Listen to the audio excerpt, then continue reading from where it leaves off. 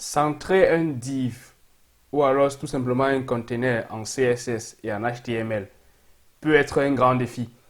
Salut à toi et bienvenue dans cette nouvelle vidéo où je vais te montrer une technique pour simplement centrer tous tes divs et tes containers en HTML et en CSS.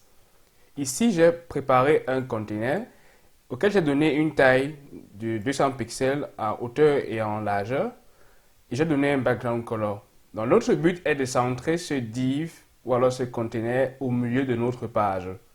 Donc pour cela, il nous suffit juste d'ajouter quelques lignes de code de CSS à cela. Il faut d'abord positionner notre container en absolu. Donc pour cela, appliquer position absolue. Ainsi, on peut manipuler avec les propriétés left, top, bottom et right en CSS. Et on va utiliser pour cela left et on va mettre 50% à gauche. Ainsi, il va déplacer à 50% notre container. Et on va le faire également avec top, de le déplacer du haut de 50%. Maintenant que nous avons fait cela, on se rend compte que notre div n'est pas complètement centré, mais décalé un peu plus vers le bas. Le problème, c'est que à l'extrémité gauche en haut de notre div, il est centré. Mais on veut centrer tout notre div en fait. C'est pour ça qu'il nous faut apporter une dernière transformation avec la propriété transform en CSS et ensuite on va appliquer translate pour faire une translation. On va décaler d'abord sur l'axe des Y, donc sur l'horizontale, de 50% avec moins 50%, et ensuite sur l'axe vertical avec moins 50% également. Ainsi, on obtient un div complètement et parfaitement centré, et notre div restera aussi longtemps centré que nous le voulons, même si on diminue et on augmente notre fenêtre.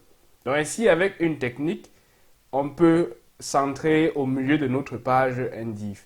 Maintenant, que se passe-t-il si on ajoute un autre div à l'intérieur qui lui par contre n'est pas centré? Appelons-le par exemple un innerDiv.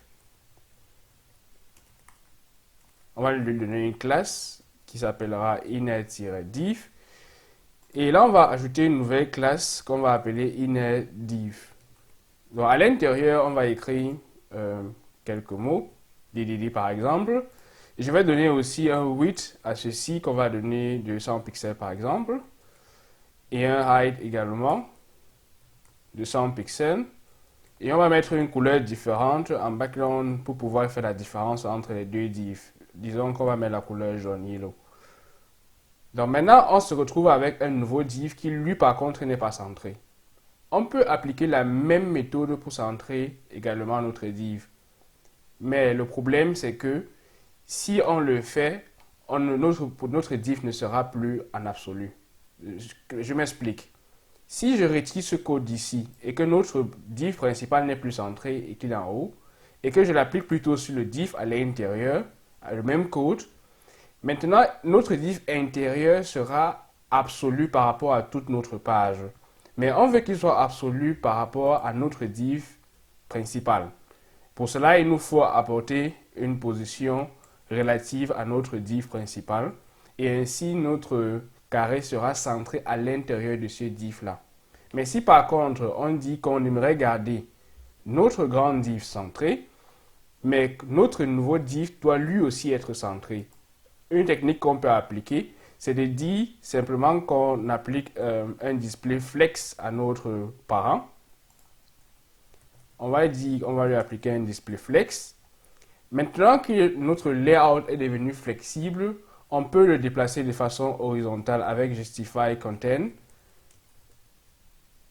Et on va mettre Center tout simplement. Maintenant, on l'a déplacé de façon horizontale et on l'a centré. Pour le centrer de façon verticale, il nous suffit juste d'appliquer Align Items sur notre parent et de dire Center. Maintenant, on se rend compte que notre div est lui aussi centré au milieu de notre div parent. Si on veut par contre centrer le texte DDD que nous avons écrit au milieu de ce div-ci, on peut appliquer la même technique qu'on a fait plus haut, appliquer juste un display flex autant pour moi, avec un Justify Content Center et un Align Item Center, et ainsi on aura notre texte DDD qui sera centré. Pour avoir plus de sécurité, en fonction des cas que vous aurez peut-être ajouter un margin auto dessus pour que cela calcule automatiquement les marges autour de vous, ou alors d'appliquer un text align center, mais de façon basique, il est simple de centrer un div, peu importe le cas. Dites-moi ce que vous en pensez en commentaire. N'hésitez pas à partager la vidéo et de partager avec la communauté également. Et à très bientôt pour une nouvelle astuce.